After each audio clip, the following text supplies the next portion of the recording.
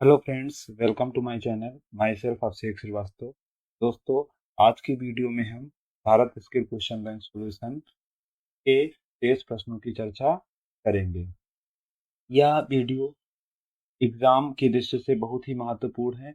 इस वीडियो में सभी क्वेश्चंस का डिटेल में एक्सप्लेनेशन की गई है, जिससे आप क्वेश्चन के कॉन्सेप्ट को भली भांति समझ पाने में सफल हो पाएंगे। दोस्तों, हमारे चैनल पर जो भी नए हैं, चैनल को सब्सक्राइब करें तथा वीडियो को लाइक व शेयर करना न भूलें। तो आइए अब हम वीडियो की शुरुआत करते हैं। पहला क्वेश्चन है, what is the probability of getting almost one head when two unbiased coins are tossed. जब दो निष्पक्ष सिक्कों को उछाला जाता है तो एक सिर पाने की अधिकांश संभावना क्या है। इस क्वेश्चन को सॉल्व करने से पहले हम प्रोबेबिलिटी के बारे में थोड़ा सा चर्चा कर लेते हैं, जिससे इस क्वेश्चन को सॉल्व कर पाने में सफल हो पाएंगे। तो प्रोबेबिलिटी क्या है? प्रोबेबिलिटी मीन्स क्या होता है कि an event is the chance of its occurrence। तो प्रोबेबिलिटी क्या है? तो the probability of an event, the probability क्या है? द प्रोबेबिलिटी ऑफ, आपको जानना होगा इसकी definition. The probability of an event, an event is the chance of, is the chance of its occurrence, occurrence। Okay, तो गणित की वह शाखा जिसमें घटनाओं के घटित होने के अवसर का संख्यात्मक अध्ययन किया जाता है, उसे क्या कहते हैं? हम प्रोबेबिलिटी कहते हैं। प्रोबेबिलिटी के समझने से पहले हमें समझना होगा कि एक्सपेरिमेंट कितने प्रकार के होते हैं। तो एक्सपेरिमेंट बेसिकली दो प्रकार के होते हैं। आपका एक होता है डिटरमिनिस्टिक एक्सपेरिमेंट और दूसरा आपका होता है रैंडम एक्सपेरिमेंट। डिटरमिनिस्टिक एक्सपेरिमेंट की बात अगर हम करें तो जिसमें परिणाम क्या होते हैं? निश्चित होते हैं। जिसमें परिणाम क्या होते हैं? डिटरमिनिस्टिक एक्सपेरिमेंट्स ऐसे एक्सपेरिमेंट होते हैं जिसमें परिणाम क्या होते हैं? निश्चित होते हैं। और रैंडम एक्सपेरिमेंट्स आपके क्या होते हैं? जिसमें परिणाम निश्चित नहीं होते। डिटरमिनिस्टिक एक्सपेरिमेंट जैसे मान लीजिए कांच का अपवर्तनांक ज्ञात करेंगे, तो कितने भी बात ज्ञात करेंगे लेकिन उसका अपवर्तनांक क्या होगा? प्रत्येक स्थिति में क्या होगा? निश्चित होगा, समान होगा। बट रैंडम एक्सपेरिमेंट की बात किया जाए कि जिसके परिणामों के विषय में कोई पूर्व में भविष्यवाणी ना की जा सके या कोई विशेष नियम का जो पालन नहीं करते हैं, उसको हम क्या कहते हैं? Deterministic experiences. जैसे मान लीजिए कि पासे को आप उछालें तो पासे के मुख्य हेड पर कौन सा नंबर आएगा, ठीक है, कौन सा अंक ऊपर आएगा, ये कहना क्या है? अनिश्चित है। एक भी आ सकता है, दो भी आ सकता है, तीन भी आ सकता है, चार भी आ सकता है।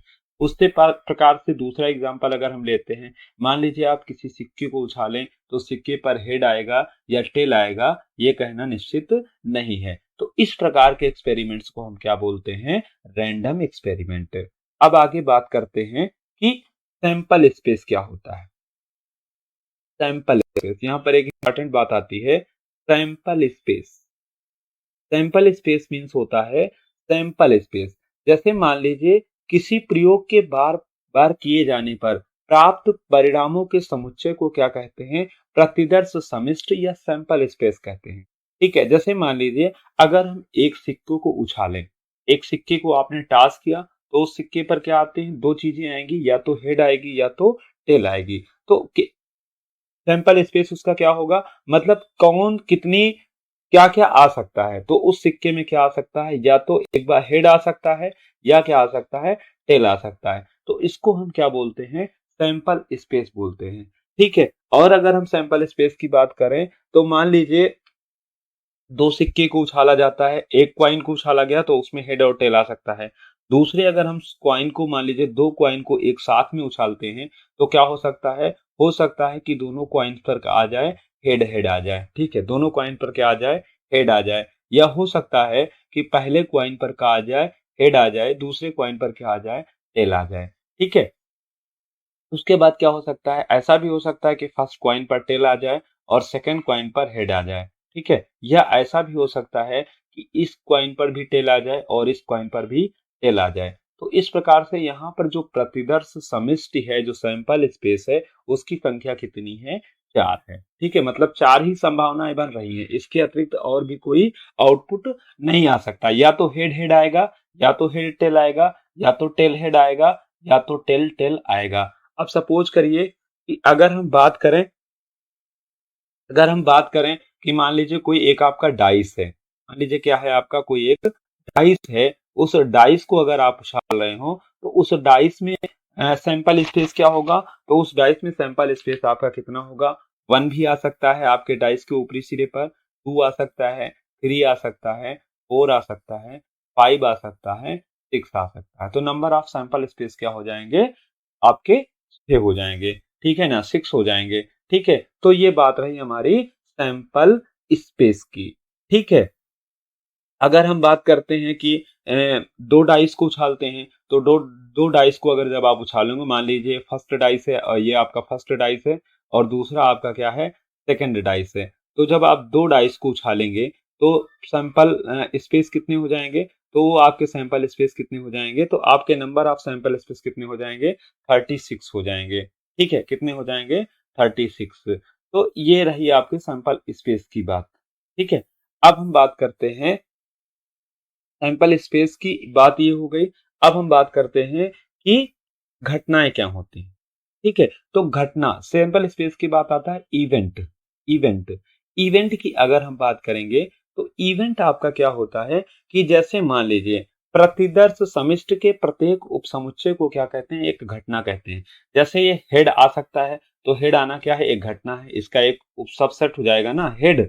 और टेल भी आ सकता है एक बार उछाल में, तो इसको भी क्या बोलेंगे, सबसेट बोलेंगे। ठीक है, इसमें क्या हो सकता है, हेड हेड आ सकता है, हेड टेल आ सकता है। ठीक है, तो किसी भी प्रतिदर्श समिष्टि के सैंपल स्पेस के सबसेट को, ठीक है, क्या कहते हैं, एक घटना बोलते हैं। और इसे हम या तो ई से प्रदर्शित करते हैं, या तो हम क्या प्रदर्शित करते हैं, ए से प्रदर्शित करते हैं। तो ये बात रही हमारी घटना की सबसेट की। अब चलिए हम बात कर लेते हैं किसकी, अब हम बात कर लेते हैं प्रोबेबिलिटी की। प्रोबेबिलिटी हम लोग निकालते कैसे हैं, तो चलिए एक ब्लैंक शीट में हम देख सकते हैं कि प्रोबेबिलिटी होती क्या है, और उसके बाद हम लोग इस क्वेश्चन को क्या करते हैं, सॉल्व करते हैं। ठीक है, तो प्रोबेबिलिटी की अगर हम बात करें, प्रायिकता, प्रोबेबिलिटी, प्रोबेबिलिटी, तो प्रोबेबिलिटी प्रायिकता को कैसे निकालते हैं, तो प्रोबेबिलिटी इक्वलिटी क्या होता है, यदि प्रतिदर्श समिष्टि सैंपल स्पेस आपको क्या हो, ज्ञात हो, तो किसी घटना की प्रायिकता, जैसे किसी घटना की प्रायिकता को हम किससे डिनोट करते हैं, पीई से। किससे डिनोट करते हैं, पीई से। पीई इक्वल टू क्या होता है, एन ई, और आपका क्या होता है, एन एस। जहां पर एन ई आपका क्या है, समुच्चय ए में अवयव की संख्या, जितने फेवरेबल आपके, जितने क्या हैं, फेवरेबल इवेंट्स हैं, ठीक है, अपान, और जितने आपके सैंपल स्पेस हैं, यानी टोटल इवेंट्स के अनुपात को हम क्या कहते हैं, प्रोबेबिलिटी कहते हैं। जैसे एक क्वेश्चन हम आपसे बता दें कि यदि एक पासा फेंका जाए, कितना पासा, मैं एक क्वेश्चन बोल रहा हूं, उसके बाद इस क्वेश्चन पर आऊंगा और आपको सॉल्व कराऊंगा। जैसे मान लीजिए एग्जांपल की बात कर लें, यदि एक पासा फेंका जाए, कितने पासा फेंका जाए, एक पासा, तो एक पासा फेंकने पर सैंपल स्पेस क्या होगा, आपको मैंने बताया कि उसके सैंपल स्पेस कितने होंगे, उसमें प्रोबेबिलिटी क्या क्या आ सकता है, तो 1 आ सकता है, 2 आ सकता है, 3 आ सकता है, 4 आ सकता है, 5 आ सकता है, 6 आ सकता है। तो एक पासे को उछालने पर सैंपल स्पेस कितना आ सकता है, नंबर क्या कितने कितने चीजें आ सकती हैं, 1 2 3 4 5 6 आ सकता है। तो मतलब नंबर ऑफ जो टोटल सैंपल स्पेस हो गया, नंबर ऑफ सैंपल स्पेस यहाँ पर कितना हो जाएगा, एनएस की वैल्यू क्या हो जाएगी, 6 हो जाएगी। ठीक है, अब फिर आपसे बोला जाता है कि इनमें से कोई एक ऊपर आने की प्रायिकता होगी। तो अगर एक ऊपर आएगा तो इसकी इसकी संभावना कितनी है, एक है। दो की आने की संभावना भी क्या है, एक ही संभावना है। तो यहाँ पर इवेंट्स की संभावना, नंबर ऑफ इवेंट्स की संभावना क्या है, ई है, एन ई मीन्स कितना है, 1। ठीक है, या तो एक ऊपर आ सकता है, या तो दो, या तो तीन, या तो मतलब किसी भी नंबर आने की अगर हम प्रायिकता आपसे कोई पूछे, तो यहां से आप बताएंगे प्रोबेबिलिटी ऑफ इवेंट क्या हो जाएगी, आप नंबर ऑफ इवेंट और number of sample space, means number of event means 1, और नंबर ऑफ इवेंट्स क्या, नंबर ऑफ सैंपल स्पेस क्या हो जाएगा, 1/6। तो एक पासे पर किसी भी नंबर आने की प्रोबेबिलिटी क्या हो जाएगी, 1/6 हो जाएगी। तो ये बात रही हमारी प्रोबेबिलिटी की। अब चलते हैं हम अपने क्वेश्चंस को क्या करते हैं, सॉल्व करते हैं। अब देखिए यहाँ पर एक बार क्वेश्चन को सॉल्व करते हैं। क्वेश्चन का बोला फिर से पढ़ते हैं कि किसी भी दो सिक्कों को, निष्पक्ष सिक्कों को क्या किया जाता है, उछाला जाता है। ठीक है, तो एक सिर पाने की अधिकांश संभावना क्या होगी। ठीक है, तो आपको मैंने अभी बताया कि जब दो सिक्के उछाले जाते हैं तो पहले आपको ये पता होना चाहिए कि क्या प्रोबेबिलिटी, सैंपल स्पेस क्या हो सकता है। तो सैंपल स्पेस पहले आप निकाल लीजिए। सैंपल स्पेस आपका होगा सैंपल स्पेस आपका होगा सैंपल स्पेस आपका या तो क्या हो सकता है कि दोनों सिक्के पर क्या आ सकते हैं, पहले सिक्के पर भी हेड आ जाए और दूसरे सिक्के पर भी हेड हो जाए। और फिर आपका क्या हो सकता है, या तो आपका क्या कह सकते हैं, पहले सिक्के पर आपका हेड आ जाए, दूसरे सिक्के पर आपका क्या हो जाए, टेल आ जाए। तीसरा क्या हो सकता है, पहले सिक्के पर टेल आ जाए, दूसरे सिक्के पर क्या हो जाए, हेड आ जाए। ठीक है, और चौथा आपका क्या हो सकता है कि दोनों सिक्के पर क्या आ जाए, टेल आ जाए। तो ये नंबर ऑफ सैंपल स्पेस हो गया। तो नंबर ऑफ सैंपल स्पेस यहाँ पे कितने हो गए, एनएस कितना हो गया, एनएस की वैल्यू हो गई 4। अब बताते हैं कि व्हेन टू अनबायस्ड का getting at most one head, कहने का मतलब एक हेड तो हमें प्राप्त करना ही है। तो एक हेड देखिए, कम से कम एक हेड प्राप्त हो, तो देखिए इस कंडीशन में एक हेड प्राप्त हो रहा है, इस कंडीशन में भी हमें एक हेड प्राप्त हो रहा है, और इस कंडीशन में भी हमें क्या हो रहा है, एक हेड प्राप्त हो रहा है। बट इस कंडीशन में हमें एक भी हेड प्राप्त नहीं हो रहा है, इस कंडीशन में हमें एक भी हेड प्राप्त नहीं हो रहा है। तो यहाँ पर अगर हम नंबर ऑफ इवेंट्स की बात करें तो जो हमारे पास फेवरेबल आउटपुट्स हैं, वो number of events, favourable outputs को क्या बोलते हैं कि नंबर ऑफ इवेंट्स। तो यहाँ पर नंबर ऑफ इवेंट्स आपके क्या हो जाएंगे, number of events equals to 3। Number of events आपके पास कितने हो जाएंगे, नंबर ऑफ इवेंट्स आपके पास 3 हो जाएंगे। अब आपको क्या बताया गया है कि प्रोबेबिलिटी इक्वल टू क्या होता है, number of events upon number of sample space. चलिए पुट कर दीजिए वैल्यू को। तो P E, probability of event equal to क्या आ जाएगा, number of events, number of favourable outcomes भी इसको बोलते हैं, और यहाँ पर बोल देंगे नंबर ऑफ सैंपल स्पेस। तो नंबर ऑफ सैंपल स्पेस को हमने कैसे फाइंड आउट किया, और नंबर ऑफ फेवरेबल इवेंट्स को कैसे फाइंड आउट किया, वो मैंने आपको क्या कर दिया, अच्छे से एक्सप्लेन कर दिया है। तो अब आप लोग बोलेंगे एक बार कि नंबर ऑफ इवेंट्स कितने हो गए। तो नंबर ऑफ इवेंट्स हो गए आपके 3। नंबर ऑफ इवेंट्स आपके कितने हो गए, 3। और नंबर ऑफ सैंपल स्पेस कितने हो गए आपके, नंबर ऑफ सैंपल स्पेस हो गए 4। तो यहाँ पर प्रोबेबिलिटी क्या हो जाएगी हमारी, 3/4। प्रोबेबिलिटी कितनी हो जाएगी, 3/4। So first option is the correct answer for this question. तो दोस्तों हमें उम्मीद है कि ये वाला क्वेश्चन आपको बहुत ही अच्छे से समझ में आ गया होगा। अब हम चलते हैं दूसरे क्वेश्चन की ओर। दूसरा क्वेश्चन हमारा है कि 6 cards are drawn from a deck of 52 cards without replacement, find the probability of getting all aces. ठीक है, प्रतिस्थापन के बिना 52 कार्ड के डेक से 6 कार्ड खींचे जाते हैं। कितने कार्ड खींचे जाते हैं, 6 कार्ड खींचे जाते हैं। तो 6 कार्ड खींचे जाते हैं। तो सबसे पहले इस क्वेश्चन को करने से पहले आपको क्या पता होना चाहिए कि कार्ड की थ्योरी क्या होती है। कुछ बच्चों ने तो खेला होगा कार्ड की थ्योरी, बट कुछ बच्चों ने क्या होगा कि नहीं खेला होगा कार्ड। तो सबसे पहले हम क्या बात करते हैं, कार्ड की बात कर लेते हैं कि कार्ड में क्या क्या होता है, कौन कौन से होते हैं। तो सबसे पहले अगर हम बात करें तो आप जो कार्ड होते हैं उस कार्ड में 52 पत्ते होते हैं। कितने पत्ते होते हैं, number of cards equal to कितने होते हैं, 52। नंबर ऑफ कार्ड्स में पत्ते कितने होते हैं, 52 पत्ते होते हैं। ठीक है, 52 पत्ते में आपको अगर हम बात करें कि 52 पत्तों में कितने कितने पत्ते होते हैं, तो आपके 26 पत्ते होते हैं। ठीक है, 26 पत्ते रेड होते हैं, 26 रेड पत्ते होते हैं, और 26 आपके क्या होते हैं, 26 आपके ब्लैक पत्ते, 26 आपके, सॉरी फोन आ रहा है बार बार। तो 26 आपके कितने पत्ते, 26 आपके कौन से पत्ते होते हैं, 26 आपके रेड पत्ते होते हैं, और 26 आपके क्या होते हैं, ब्लैक पत्ते होते हैं। ठीक है, कितने पत्ते होते हैं, ब्लैक पत्ते होते हैं। तो 26 पत्तों में आपके क्या होते हैं, जो 2 से लेकर 7 तक पत्ते होते हैं। यहाँ पर 26 पत्ते होते हैं 52 पत्ते में। उसके बाद यहाँ पर अगर हम बात करें तो इन पत्ते को हम किस में बांटते हैं, 13 पत्तों में बांटते हैं। तो 13 पत्ते फिर यहाँ पर, और 13 पत्ते फिर यहाँ पर। यहाँ पर भी क्या होते हैं, 13 पत्ते इधर, और 13 पत्ते आपके क्या होते हैं, इधर होते हैं। ठीक है, तो ये 13 पत्ते बट गए। अब यहाँ पर 13 पत्ते आपके कौन से होते हैं, हुकुम के होते हैं। किस में होते हैं, 13 पत्ते आपके यहाँ पर हुकुम के हो गए। ठीक है, हुकुम, हुकुम के 13 पत्ते होते हैं। ठीक है, यहाँ पर 13 पत्ते क्या होते हैं? 13 पत्ते आपके किसके होते हैं? चिड़ी के होते हैं। किसके होते हैं? 13 पत्ते रेड, सॉरी, यहाँ पर रेड की अगर बात करें तो 13 पत्ते यहाँ पर किसके होते हैं? ईंट के होते हैं। किसके होते हैं? ईंट के 13 पत्ते होते हैं रेड में, और उसके बाद 13 पत्ते यहाँ पर किसमें होते हैं?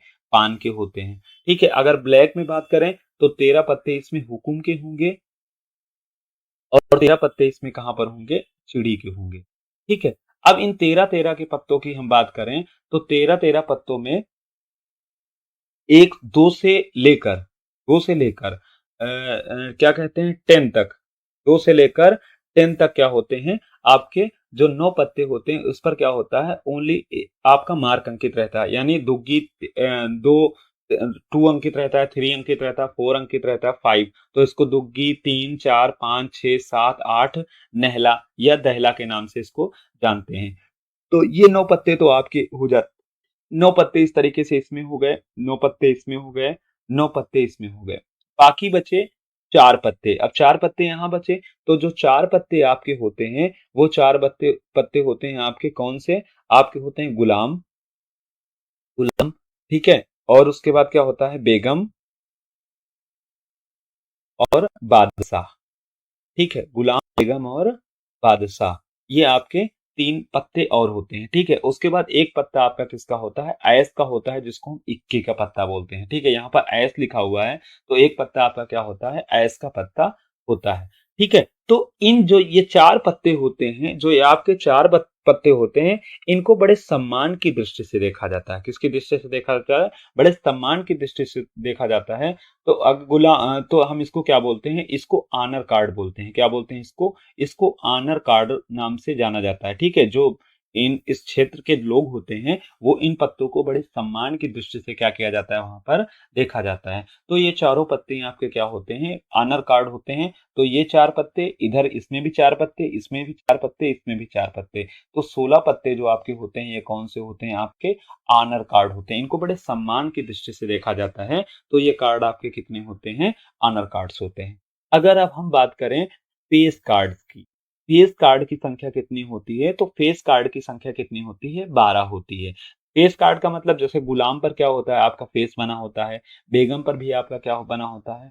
फेस बना होता है। और बादशाह पर भी आपका क्या बना होता है? फेस बना होता है। तो इस प्रकार से आपके फेस कार्ड कितने होते हैं?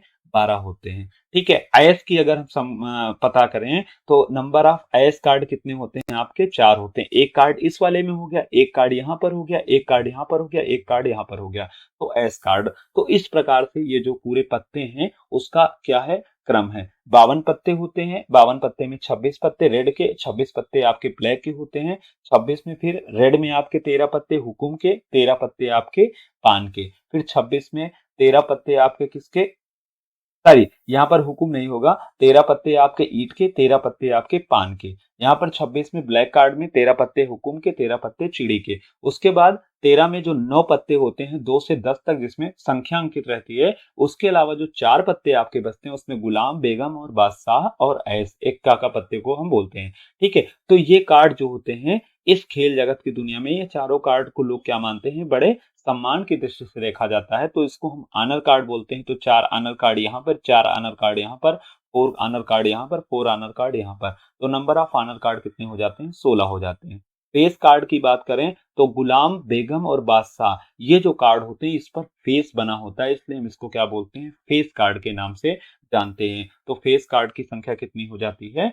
12 हो जाती है। तो ये था हमारा कुछ पत्तों का हिसाब किताब। अब हम क्वेश्चन की ओर बढ़ते हैं। 6 कार्ड्स आर ड्रॉन। चलिए एक बार बात कर लेते हैं। ये थोड़ा सा क्वेश्चन बड़ा है, ठीक है, इसमें काफी चीजें आपको समझानी पड़ेगी। यहाँ पर ज्यादा से ज्यादा समझाने का प्रयास करेंगे। अगर कुछ छूट जाएगा तो उसके लिए मैं नई वीडियो बना दूंगा। ठीक है, तो प्रतिस्थापन के बिना 52 कार्ड के डेक से 6 कार्ड खींचे जाते हैं। ठीक है, अब बताइए कि आप लोगों ने परम्यूटेशन एंड कॉम्बिनेशन पढ़ा होगा। तो 52 कार्ड में से 6 कार्ड कितने तरीके से खींचे जा सकते हैं? तो ये आप लोगों ने पढ़ा होगा, उनको या पता होगा, अदरवाइज मैं नई वीडियो बना दूंगा। तो 52 पत्तों में से 6 कार्ड खींचे जाने के कितने तरीके होंगे? 52 6 यानी 52 पत्तों में से 6 कार्ड कितने तरीके से खींचे जा सकते हैं, तो 52C 6 तरीकों से क्या किया जा सकता है, इसको खींचा जा सकता है। तो यहाँ पर number of sample space equals to क्या हो जाएगा, 52C 6। देन अगर हम बात करें, अब क्या किए, 6 कार्ड खींचे गए। अब 6 कार्ड में से 4 इक्के होंगे, इसकी संभावना कितनी होगी, इसमें कितने तरीके से हो सकता है, तो नंबर ऑफ इवेंट यहाँ पर क्या हो जाएगा, 6C4। नंबर ऑफ इवेंट क्या हो जाएगा, 6C4। तो यहाँ पर ये हो गया। अब हम प्रोबेबिलिटी निकालनी है, तो probability of event equal to क्या हो जाएगा, probability of event equal to 52C6। तो नंबर ऑफ इवेंट अपान क्या होता है, number of sample space, number of event upon number of sample space. तो नंबर ऑफ इवेंट कितना हो गया, 6C4 और 52C6 हो गया। अब इसको देखिए हम सॉल्व करते हैं, तो इसको एनसीआर को क्या बोलते हैं, एनसीआर को लिखते हैं factorial N upon factorial R into factorial N minus R. तो चलिए इसको सॉल्व करते हैं। 6C4 का मतलब क्या हो गया, factorial 6 upon factorial 2 into 6 minus 4 into factorial 4 हो जाएगा, अपान यहाँ पर फैक्टोरियल 52 अपान कितना हो जाएगा, फैक्टोरियल 6, और 52 माइनस 6 मीन कितना हो जाएगा, फैक्टोरियल 46। अब आप लोग जानते हैं कि फैक्टोरियल n को क्या लिख सकते हैं, n into factorial n minus 1। तो इस प्रकार से हम यहाँ से फैक्टोरियल 4 से फैक्टोरियल 6 कटेगा, तो यहाँ से क्या बचेगा, 6 इंटू 5। ठीक है, तो इस तरीके से जब हम सॉल्व करेंगे तो इसको क्या लिख सकते हैं, यहाँ पर हम लिख सकते हैं 6 इंटू 5, और ये हमारा फैक्टोरियल 6 कहाँ चला जाएगा, ऊपर चला जाएगा, और ये फैक्टोरियल 6 यहाँ जाएगा। देखो फैक्टोरियल का जब भी हम विस्तार करते हैं, जैसे मान लीजिए फैक्टोरियल 5 आपको पता करना है, इसका मीन्स हो जाएगा 5 4 इंटू 3 इंटू 2 इंटू 1। ठीक है, इस तरीके से होता है। तो हम ये ऊपर चला जाएगा, अपान ये नीचे हमारा क्या रह जाएगा, फैक्टोरियल 2, और इंटू क्या हो जाएगा, फैक्टोरियल 52। अब जरा सा इसको हम सॉल्व करेंगे, तो यहाँ से क्या हो जाएगा, 6 इंटू 5 इंटू फैक्टोरियल 46, और फैक्टोरियल 6 का मान कितना होता है, फैक्टोरियल 5 का मान होता है आपका 122, और फैक्टोरियल 6 का मान आपको याद रखना कितना होता है, 720। फैक्टोरियल 6 का मान कितना होता है, 720। तो यहां से हम इसको रख देंगे 720, और अपान अपान फैक्टोरियल 2 मीन्स 2 हो जाएगा। फैक्टोरियल 52 को हम लिख सकते हैं 52 into 51 into 50 into 49 into 48 into 47, और इंटू क्या हो जाएगा, फैक्टोरियल 46। तो फैक्टोरियल 46 अपान फैक्टोरियल 46 क्या हो जाएंगे, कैंसल आउट हो जाएंगे। इसके बाद जब हम इसको सॉल्व करेंगे, तो हमारा जो प्रोबेबिलिटी की वैल्यू आती है 3 अपान 4071 कामा 704 आती है। ठीक है, जो किसी भी आंसर में नहीं दिया गया है। ठीक है, लेकिन इस क्वेश्चन को करने का तरीका क्या होता है, वो मैंने आपको पूरा समझाने का प्रयास किया। अब यहाँ पर ये किस प्रकार से आया, इसको पढ़ने के लिए आपको कम्यूटेशन और परम्यूटेशन पढ़ना पड़ेगा, जिसके लिए हम आपको इसके लिए एक अलग से वीडियो बना देंगे। चलिए अब हम चलते हैं नेक्स्ट क्वेश्चन की ओर। If a number is twice another number and then sum of reciprocal is 3/2, then find the numbers। यदि एक संख्या दूसरी संख्या से दोगुनी है और उनके पारस्परिक का कुल 3/2 है, तो संख्याएं ज्ञात कीजिए। ठीक है, and then find the numbers. If a number is twice another, ठीक है, एक नंबर क्या है, दूसरी की कितनी है, दो गुनी है। तो दो गुनी है कि मीन्स मान लीजिए आपका पहला नंबर कितना है, पहला नंबर आपका मान लीजिए क्या है, एक्स है, तो दूसरा नंबर आपका क्या हो जाएगा, दूसरा नंबर आपका 2x हो जाएगा। ठीक है, क्योंकि क्या बोला गया क्वेश्चन में कि एक नंबर दूसरे की क्या है, दो गुनी है। ठीक है, तो x प्लस 2x, ठीक है, हो जाएगा, दो गुनी है। और एक दूसरे का कितना है, if a number of is with another number and the sum of their reciprocals, ठीक है, is 3/2। ठीक है, सम ऑफ देयर रेसिप्रोकल्स मींस अगर सपोज करिए फर्स्ट नंबर आपका x है, देन सेकंड नंबर आपका क्या हो जाएगा, 2x, क्योंकि दुगनी है। अब इनके रेसिप्रोकल का सम ले लीजिए, तो 1 upon x plus 1 upon 2x equal to कितना हो जाएगा, 3/2। इसको सॉल्व कर लेते हैं, तो यहाँ से हो जाएगा 2x plus x upon 2x square equals to 3/2। Solve करते हैं, तो यहाँ से हो जाएगा 3x इंटू 2 इक्वल टू 3 2 जा 6x²। तो यहाँ से हो जाएगा 6x equal to 6x², 6x²। तो यहाँ से x इक्वल टू कितना आ जाएगा आपका, x इक्वल टू कितना आ जाएगा, अब इसको अगर हम सॉल्व करेंगे तो यहाँ से हो जाएगा 6x² minus 6x equals to 0। तो देन यहाँ से हम 6x कॉमन ले लेंगे अगर, तो यहाँ से क्या हो जाएगा x माइनस 1 इक्वल्स टू 0। ठीक है, if 6x equals to 0 then आपका क्या हो जाएगा x इक्वल टू 0/6। ठीक है, यानी 0 आ जाएगा। और 0 क्या है, अगर 0 का हम रेसिप्रोकल लेंगे तो इन्फिनिटी हो जाएगा, मतलब ये कंडीशन क्या करेगी, नॉट एग्जिस्ट।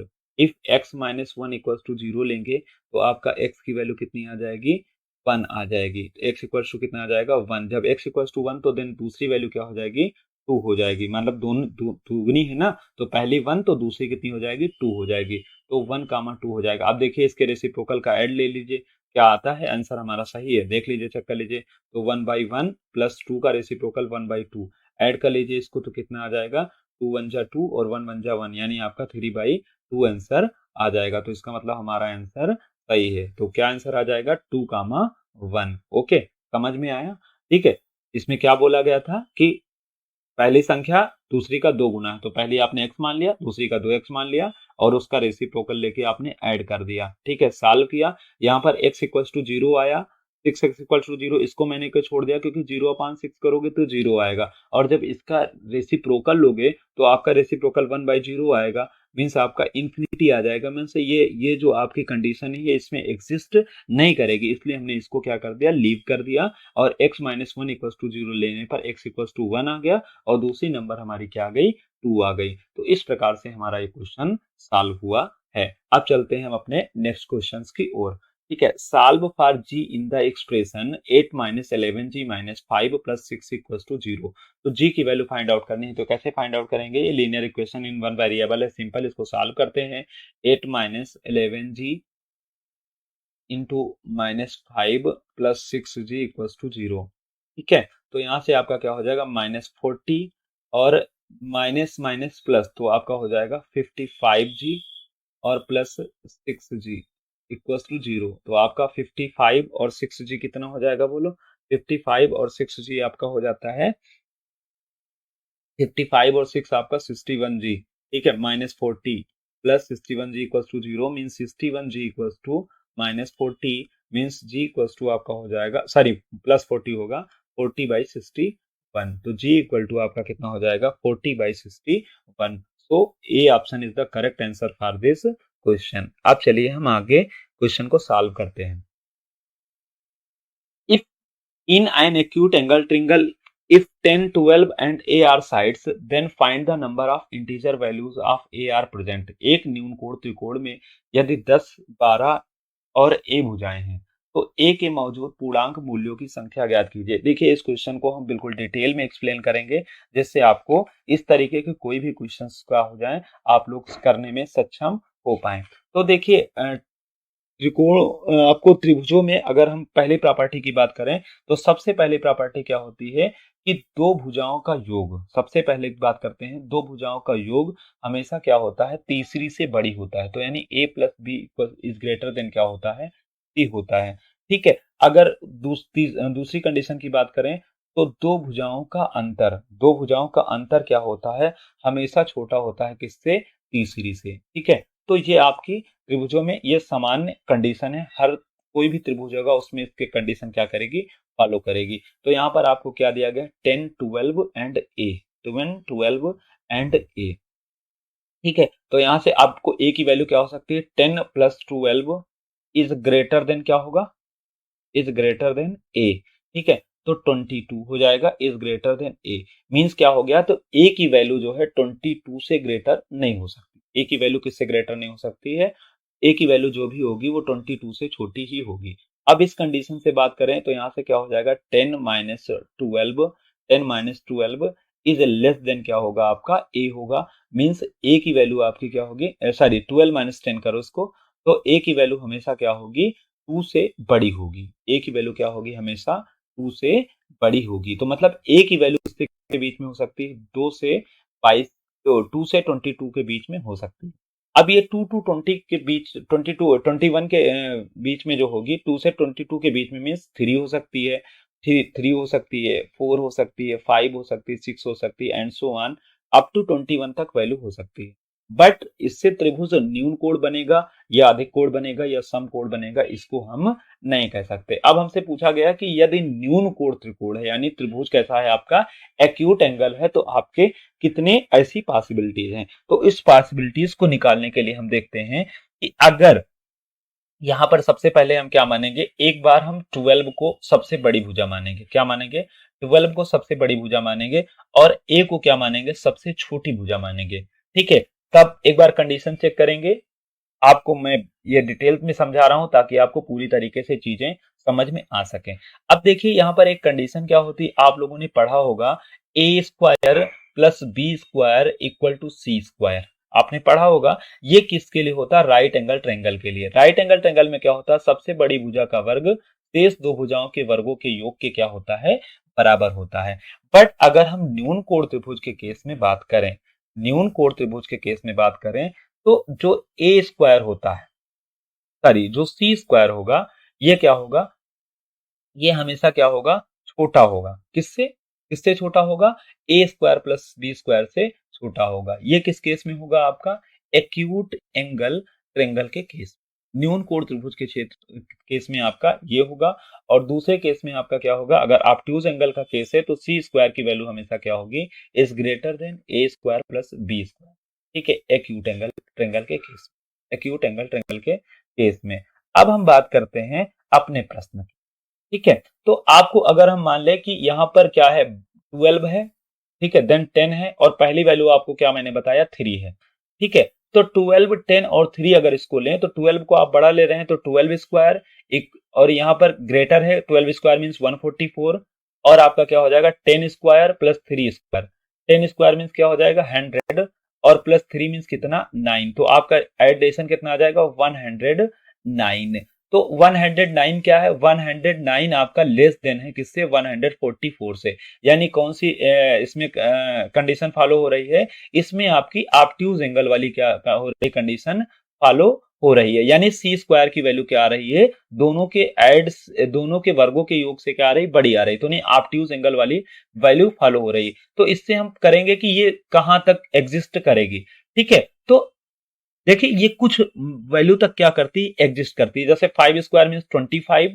आपका अगर हम ए की वैल्यू आपकी 5 हो जाएगी तो क्या होगा? तो 10 स्क्वायर मीन 100 और प्लस 5 5 25। तो यानी क्या होगी? तब भी 44 से क्या छोटी है? तो यानी 5 लोगे तब भी आपको ऑब्ट्यूज एंगल मिलने वाला है। 6 लोगे तब भी आपको ऑब्ट्यूज एंगल मिलने वाला है। बट जैसे ही आप 7 लोगो तो 7 7 जा 49 और 10 10 जा 100 मींस इस केस में आपको क्या मिलना? 149 और 149 इज ग्रेटर देन क्या है? 144 मींस 7 के केस में आपको क्या मिलेगा? एक्यूट एंगल ट्रायंगल मिलेगा। किसके केस में? 7 के केस में। तो बेसिकली देखिए आप लोग एक बार फिर से समझिए कि त्रिभुजों के केस में क्या होता है कि अगर हम वैल्यू को एक छोटे स्थान से लेते हैं, ठीक है, छोटे स्थान से लेते हैं तो क्या होता है? वैल्यू जो ट्रायंगल बनता है हमारा, पहले क्या बनता है? ऑब्ट्यूज एंगल बनते हैं। सारे एंगल क्या होते हैं? ऑब्ट्यूज एंगल फॉर्म होते हैं। फिर एक वैल्यू ऐसी आती है जिस वैल्यू पे हमारा क्या होता है? राइट एंगल फॉर्म होता है। क्या होता है? राइट एंगल फॉर्म होता है। और राइट एंगल के बाद फिर से जब हम ज्यादा वैल्यू बढ़ाते हैं तो जो हमारे एंगल फॉर्म होने लगते हैं वो एक्यूट एंगल फॉर्म होने लगते हैं। और एक निश्चित मान तक एक्यूट एंगल फॉर्म होते हैं। उसके बाद फिर एक वैल्यू ऐसी आती है कि उस वैल्यू पर हमारा क्या होता है? राइट एंगल फॉर्म होता है। और फिर उससे बड़ी वैल्यू पर हमारा जो फॉर्म होने लगता है त्रिभुज, वो ऑब्ट्यूज एंगल ट्रायंगल क्या होता है? फॉर्म होने लगता है। तो यहाँ पर 7 पर क्या होगा हमारा? देखिए अगर हम इस वैल्यूज के लिए बात करें कि राइट एंगल ट्रायंगल कहाँ बनेगा, तो आपको यहाँ पर 12 को मैंने बड़ा माना है तो 144। 144 मीन्स आपका क्या हो जाएगा? 144 माइनस आपको 10 दिया गया है माइनस 100 मीन्स आपका 44 माइनस 100 मीन्स 44। 44 का स्क्वायर रूट लेंगे तो 6 पॉइंट समथिंग कुछ आएगा। तो यहाँ पर क्या बनेगा? आपको हमेशा यहाँ पर आपको राइट एंगल ट्रायंगल मिलेगा 6 पॉइंट कुछ पर। ठीक है, 6 पॉइंट कुछ पर। तो हम इसको कंसीडर नहीं करेंगे क्योंकि ये इंटीजर नहीं। और 7 की वैल्यू से क्या होगा, आपका एक्यूट एंगल ट्रायंगल बनेगा। और एक्यूट एंगल ट्रायंगल आपका बनेगा कहां तक, अगर ये आपसे पूछा जाए कि कहां तक बनेगा, तो आप लोग बताएंगे कि अब देखिए, अगर दूसरी कंडीशन क्या होती है, ए की वैल्यू क्या हो सकती है, 12 से बड़ी भी हो सकती है। ए की वैल्यू आपकी 12 से क्या हो सकती है, बड़ी भी हो सकती है। तो मान लीजिए इस बार हम क्या कंडीशन क्या कंसीडर करेंगे कि ए की वैल्यू क्या है, आपकी 12 से बड़ी है। तो ए की वैल्यू 12 से बड़ी है, मीन 13 है, 14 है और क्या है, 15 है। तो अगर आप देखिए तो ए की वैल्यू को क्या कर लीजिए, बड़ी मान लीजिए। ए की वैल्यू को हमने बड़ी मान लिया।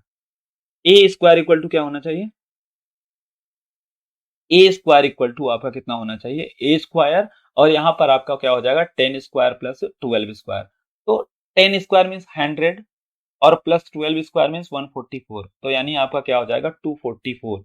इसका मीन्स ये समथिंग किसका स्क्वायर है, ये 24 किसका समथिंग स्क्वायर है। तो आप अगर बात करते हैं तो 15 और 16 के बीच में इसकी क्या आती है, वैल्यू आती है। तो मीन्स 15 तक आपका क्या बनेगा, एक्यूट एंगल ट्रायंगल बनेगा। और 15 से जैसे ही बड़ी वैल्यू पर जाओगे तो 15 पॉइंट समथिंग पर आपका क्या होगा, फिर से राइट एंगल फॉर्म होगा। और राइट एंगल के बाद 15 से बड़ी वैल्यू पर आपका क्या होगा, ऑब्ट्यूज एंगल फॉर्म होने लगेगा। तो इसका मतलब जो आपका क्या कहते हैं, एक्यूट एंगल ट्रायंगल फॉर्म होने की कौन कौन सी कंडीशन है, 7 पर आपका फॉर्म होगा, 8 पर आपका फॉर्म होगा, 9 पर, 10 पर, 11 पर, 12 पर, 13 पर, 14 पर, और आपके इस पर फॉर्म होगा 15 पर। अब नंबर ऑफ प्रोबेबिलिटीज आप गिन लीजिए, 1 2 3 4 5 6 7 8 9। तो कितनी हो गए, तो ए के मौजूदा पूर्णांक मूल्यों की संख्या कितनी हो जाएगी, 9 हो जाएगी। तो ये क्या है, ये हमारा 5th नंबर क्वेश्चन है। दोस्तों वीडियो ज्यादा लंबी ना हो, इसलिए आज की वीडियो में बस इतना ही। आपको नेक्स्ट वीडियो में हम